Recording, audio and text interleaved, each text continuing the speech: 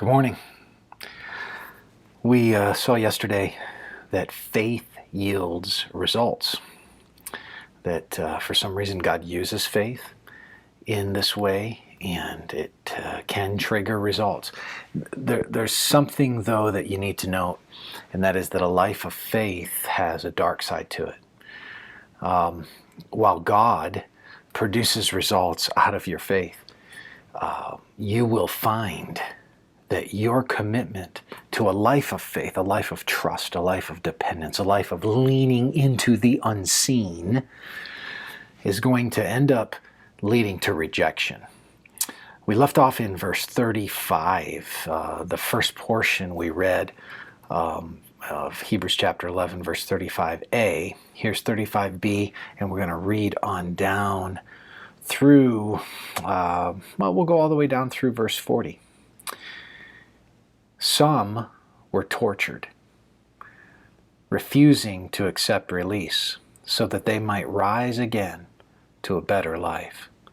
Others suffered mocking and flogging and even chains and imprisonment. They were stoned. They were sawn in two.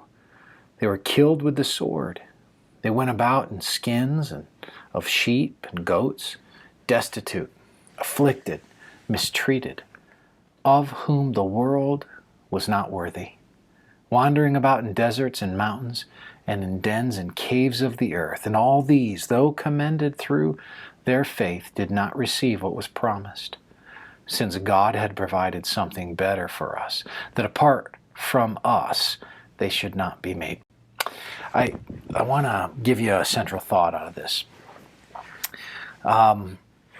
These great saints walked forward, and many of them were rejected. That is, that they did not see the materialization of the kind of commendation that a life of faith would bring in this life.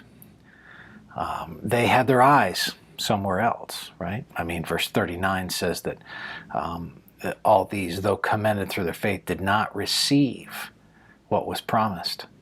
We know, like Abraham, they had their eyes someplace else. They didn't receive it in this life.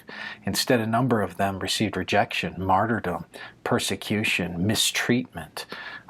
It talks about being sawn in two. Some think that's a reference historically to Isaiah, but who knows? That's left to legend. What we do know is that prophets like Jeremiah lived most of their life being rejected. Hosea lived most of his life being living in a marginalized and very painful marital existence. So many of them walked through difficulty, and yet they were men and women of faith.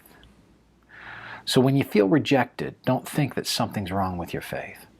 When people come against you, don't think something's wrong with your faith.